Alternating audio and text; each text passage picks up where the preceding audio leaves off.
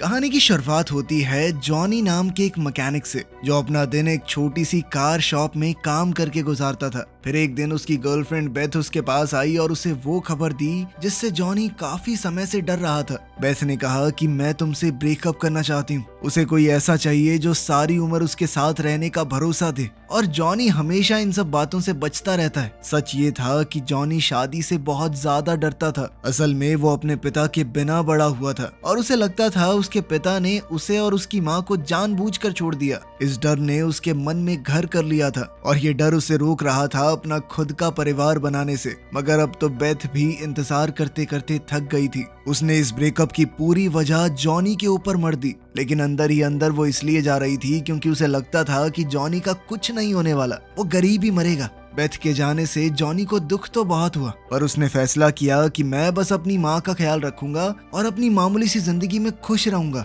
उस रात जॉनी एक बार में गया जहाँ वो अक्सर अपने दोस्तों के साथ वक्त गुजारता था। अब वो एक दिल टूटे आशिक की तरह स्टेज पर जोर जोर से गाना गा रहा था। तभी अचानक से एक औरत बार में आई और उसका ध्यान तुरंत जॉनी पर गया। गाना खत्म होने के बाद वो जॉनी के पास आई और उसने अपना नाम प्रूडेंस बताया। प्रूडेंस ने समझाया कि वो इंग्लैंड में ड्यूक ऑफ ग्लासविक की एडवाइजर है। इसके बाद उसने जॉनी को एक प्लेन टिकट दी और कहा कि वो ड्यूक से मिलने जाए। इतना ही नहीं, उसने एक पुराना बर्थ सर्टिफिकेट भी दिखाया जो ये साबित करता था कि जॉनी ड्यूक का असली बेटा है। ये देखकर जॉनी एकदम हक्का बक्का रह गया और उसने वो कागज वापस उसकी तरफ धकेल दिया। जॉनी ने कहा कि मैं उस आदमी से मिलना ही नहीं चाहता जो 30 साल पहले अपने परिवार को यूं छोड़कर चला गया हो। बस यहीं से उसकी कहानी शुरू हुई।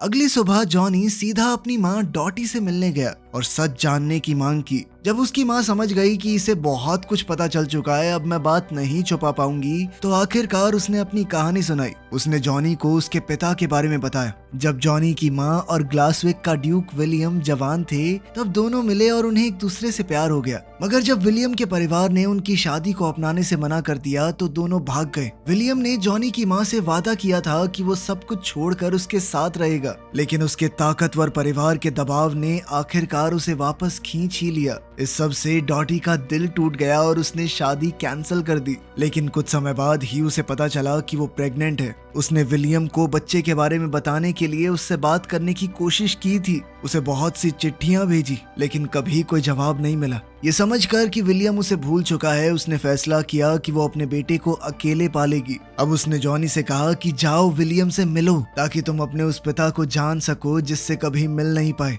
अपनी माँ की बात मानते हुए जॉनी उस शानदार महल तक पहुँच गया जिसे ड्यूक ऑफ ग्लासविक अपना घर कहता था। प्रूडेंस ने वहाँ पर उसका स्वागत किया और उसे कई सारे कमरे दिखाते हुए महल का एक छोटा सा टूर करवाया। कुछ देर बाद वो उसे ड्यूक के स्टडी रूम में ले गई और उसे वहाँ इंतजार करने को कहा। साथ ही ये भी याद दिलाया कि किसी भी चीज को छूना मत। मगर जैसे ही वो बाहर गई, जॉनी ने एक पुरानी फेंसिंग वाली तलवार उठाई और उसके साथ खेलने लगा। थोड़ी ही देर बाद विलियम अंदर आया। बाप बेटे दोनों की शक्ल बहुत ज्यादा मिलती थी। उनका बोलने का अंदाज और आदतें तक एक जैसी लग रही थी। जब जॉनी को एहसास हुआ कि उसके सामने खड़ा आदमी वही बाप है जिससे वो कभी नहीं मिला, तो माहौल थोड़ा सीरियस हो गया। वहीं विलियम को लग रहा था कि जॉनी यहाँ पैसे मांगने आया है, मगर उसे ये नहीं पता था कि प्रूडेंस ने उसे यहाँ पर बुलाया है। ये पैसों वाला इल्जाम सुनकर जॉनी के दिल को बहुत ठेस पहुंची। उसने कहा कि मैं सिर्फ अपने बाप से मिलने आया था, जो मेरी जिंदगी से सालों पहले गायब हो गया था। लेकिन सालों बाद अपने बेटे से मिलने के बाद भी इस ठंडे से बर्ताव को देखकर जॉनी बहुत निराश हुआ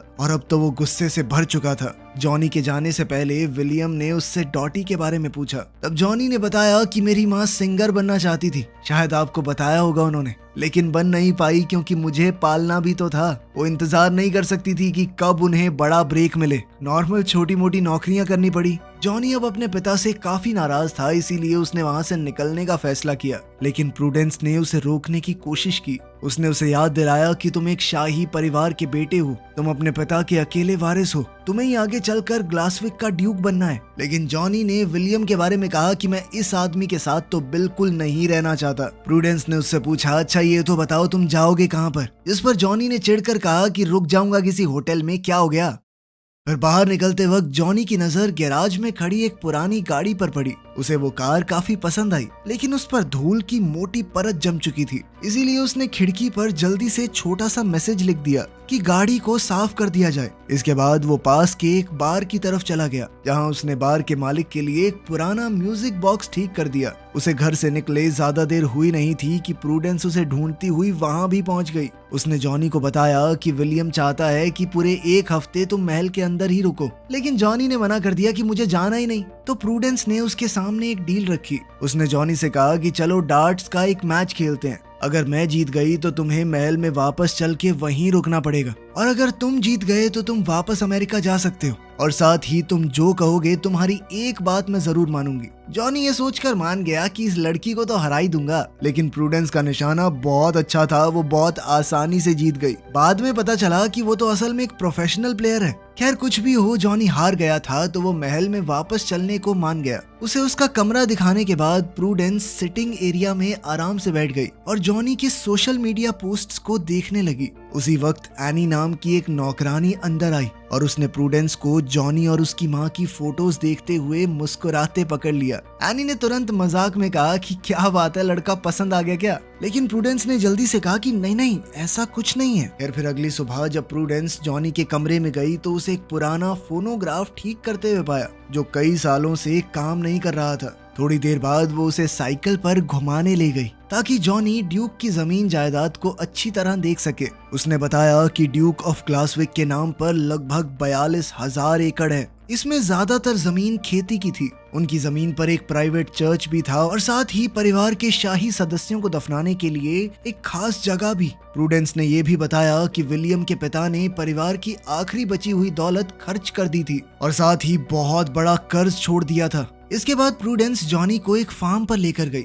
जहां उसका स्वागत फिंची नाम के एक बुजुर्ग आदमी ने किया। जॉनी की नजर तुरंत एक टूटी हुई ग्राइंडिंग मशीन पर पड़ी जो लगभग 10 सालों से बेकार पड़ी थी। जब उसने पास पड़े चुकंदर के ढेर के बारे में पूछा तो फिंची ने बताया कि आजकल चुकंदर से ज्यादा मुनाफा नहीं होता। उसने ये भी बताया कि तुम्हारे पिता विलियम बहुत ही अच्छे हैं। उसने कभी भी उन किसानों से रेंट नहीं लिया जो ड्यूक की जमीन पर काम करते थे। फार्म घूमने के बाद जब वो वापस महल लौट रहे थे तो प्रूडेंस ने जॉनी की मुलाकात उसके कजन एलिस्टर से करवाई। अगर विलियम का कोई बच्चा नहीं होता तो वही अगला ड्यूक बनने वाला था। फिर खेतों के बीच घूमते हुए प्रूडेंस ने जॉनी से कहा कि एक बार ड्यूक बनने के बारे में जरूर सोचना। मैं बिल्कुल नहीं चाहती कि एलिस्टर उस गद्दी पर बैठे। फिर उसने जॉनी को खुलकर अपनी कहानी बताई। उसके माँ बाप कई सालों तक ड्यूक के परिवार के लिए काम करते थे, इसीलिए वो महल में ही बड़ी हुई थी। जब वो सिर्फ 8 साल की थी तो उसके माँ बाप एक एक्सीडेंट में मारे गए। उस वक्त मुझे विलियम ने अपने पास रख लिया और बिल्कुल अपनी बेटी की तरह पाला।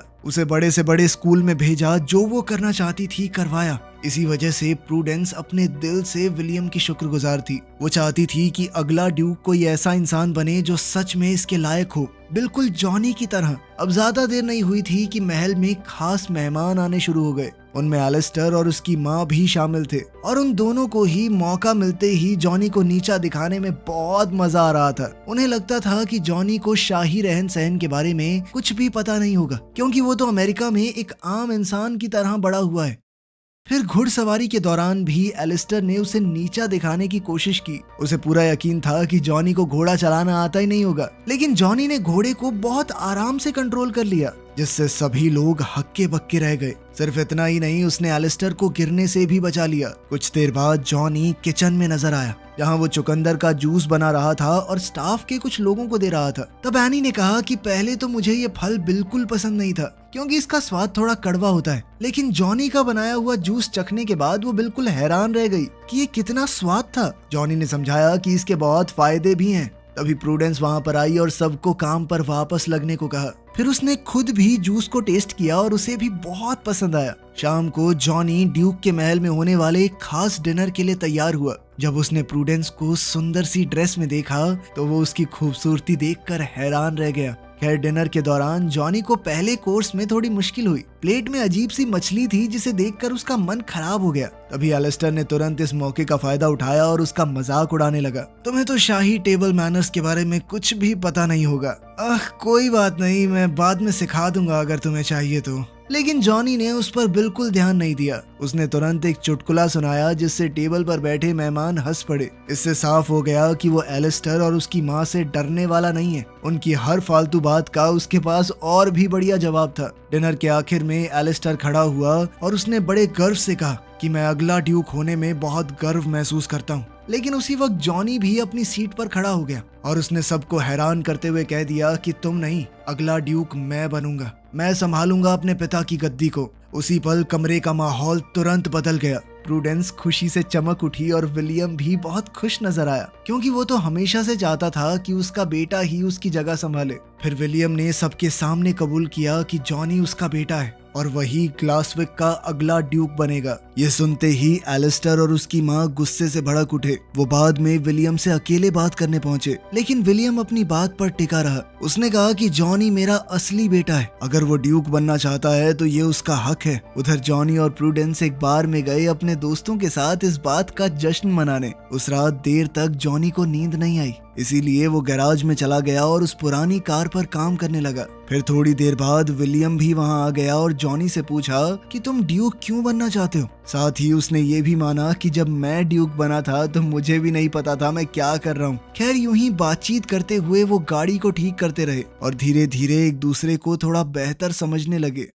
फिर अगले दिन प्रूडेंस ने जॉनी को डांस सिखाना शुरू किया। वो एक आने वाले फंक्शन की तैयारी कर रहे थे। उस मौके पर इंग्लैंड के कई शाही परिवारों के लोग वहां आने वाले थे। प्रूडेंस चाहती थी कि जॉनी उनके सामने बिल्कुल भी कम न लगे। डांस लेसन के दौरान अचानक से एनी वहां आ गई और उसने जॉनी और प्रूडेंस का शुक्रिया अदा किया, क्योंकि उन्होंने उसके बॉयफ्रेंड को भी फंक्शन में आने का न्योता दिया था। जल्द ही प्रूडेंस को पता चला कि जॉनी ने फिंची और उन किसानों को भी न्योता दिया था जो सालों से इस जमीन पर काम कर रहे हैं। ये सब सुनकर प्रूडेंस थोड़ी इमोशनल हो गई, खास करके इस बात को देखकर कि जॉनी को यहाँ आए कितना ही वक्त हुआ है, फिर भी उसे यहाँ पर काम करने वाले सभी लोगों का ख्याल है। अब जल्द ही उनकी प्रैक्टिस के दौरान माहौल थोड़ा रोमांटिक हो गया। जॉनी और प्रूडेंस एक दूसरे के काफी करीब आ गए और ऐसा लग रहा था मानो दोनों एक दूसरे को बस चूमने ही वाले हैं। लेकिन तभी एनी और कुछ स्टाफ मेंबर्स ने उन्हें देख लिया और दोनों वहीं रुक गए। खैर फिर जॉनी दोबारा से गैराज में उस पुरानी कार पर काम करने चला गया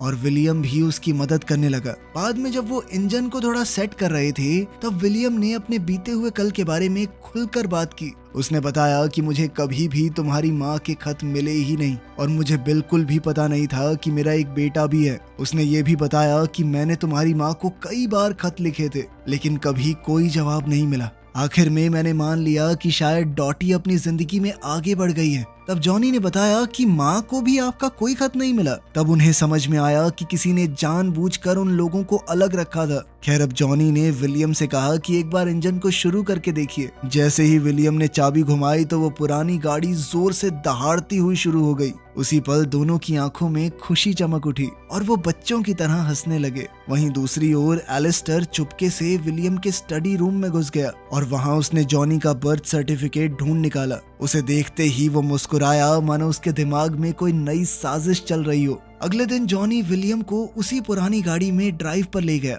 अब वो गाड़ी धुलने और पॉलिश होने के बाद बिल्कुल नए जैसी चमक रही थी। वहीं प्रूडेंस और बटलर दूर से खड़े होकर ये सब कुछ देख रहे थे और बाप बेटे को इतना करीब आते देखने की उन्हें बहुत खुशी थी। फिर वो लोग फार्म पर गए जहां जॉनी ने वो ग्राइंडिंग मशीन भी ठीक कर दी थी जो सालों से खराब पड़ी थी। अब फिंची और बाकी किसान उस मशीन का इस्तेमाल करके ताज़ा जूस बना रहे थे जिसे बेचकर उनकी अच्छी खासी कमाई भी हो रही थी। विलियम ये सब देखकर बहुत खुश हुआ और उसने तुरंत सबको जश्न में शामिल होने का न्योता दिया। लेकिन जब वो वापस महल लौटे तो एलिस्टर और उसकी माँ पहले से वहाँ उनका इंतजार कर रहे थे। तब उन्होंने एक खतरनाक खुलासा किया। उन्होंने बताया कि जॉनी का जन्म विलियम और डॉटी की शादी खत्म होने के बाद हुआ था। इसका मतलब ये था कि कानून के हिसाब से जॉनी को नाजायज औलाद माना जाएगा और वो कानूनी तौर पर ड्यूक नहीं बन सकता। ये बात सुनकर विलियम और जॉनी दोनों के पैरों तले जमीन खिसक गई, लेकिन उस वक्त उनके पास कहने को कुछ भी नहीं था। जॉनी का दिल पूरी तरह से टूट चुका था। लेकिन फिर भी वो इस बात से खुश था कि कम से कम उसे अपने पिता को जानने का मौका तो मिला।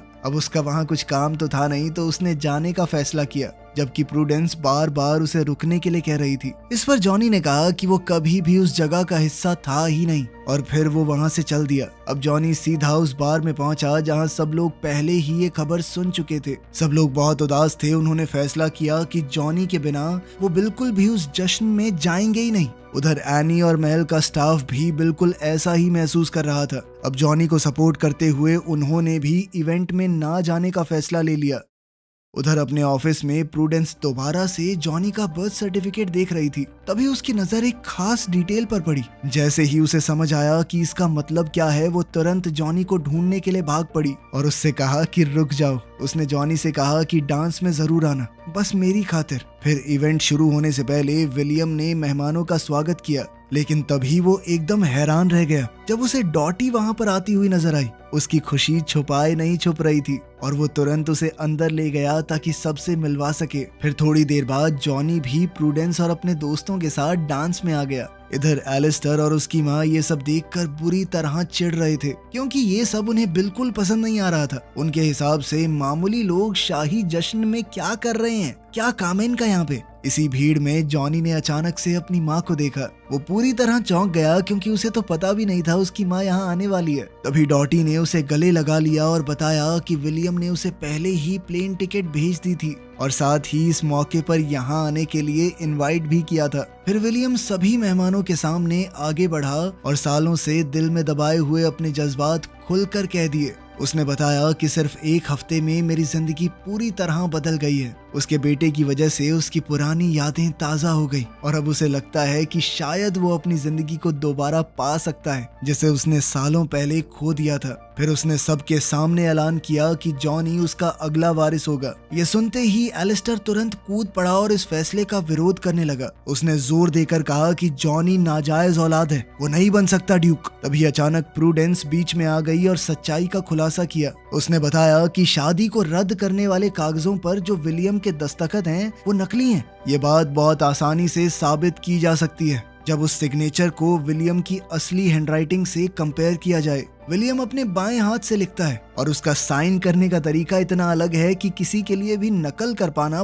बहुत मुश्किल है। ये सब सुनकर एलिस्टर बिल्कुल घबरा गया और ऐसे ही कुछ भी बड़बड़ाने लगा कि तो क्या हो गया, साइन तो हो रखा है ना। लेकिन विलियम ने तुरंत भारी आवाज में कहा कि यहाँ से निकल जाओ। फिर कुछ पल बाद जॉनी आगे बढ़ा और अपने पिता को जोर से गले लगा लिया। इसके बाद जॉनी ने अपने आगे के प्लान्स भी बताए। उसने ऐलान किया कि वो इस धरती पर कई पीढ़ियों से रह रहे किसानों के साथ मिलकर एक जूस कंपनी स्टार्ट करना चाहता है। फिर कहानी के आखिर में जॉनी ने प्रूडेंस को डांस के लिए पास बुलाया। उनके आसपास बाकी मेहमान भी डांस में शामिल हुए और पूरे हॉल में खुशी का मंजर दौड़ पड़ा। फिर डांस के बाद जॉनी प्रूडेंस को गार्डन में ले गया। वहाँ उसने अपने दिल की बात कहकर अपने प्यार का इजहार किया। प्रूडेंस ने भी हाँ कहते हुए उसे चूम लिया। तो चलो, अपना हीरो ड्यूक भी बन गया और साथ में हीरोइन भी मिल गई। और क्या ही बचा है, मैं और तुम मिलते हैं अगली वीडियो में।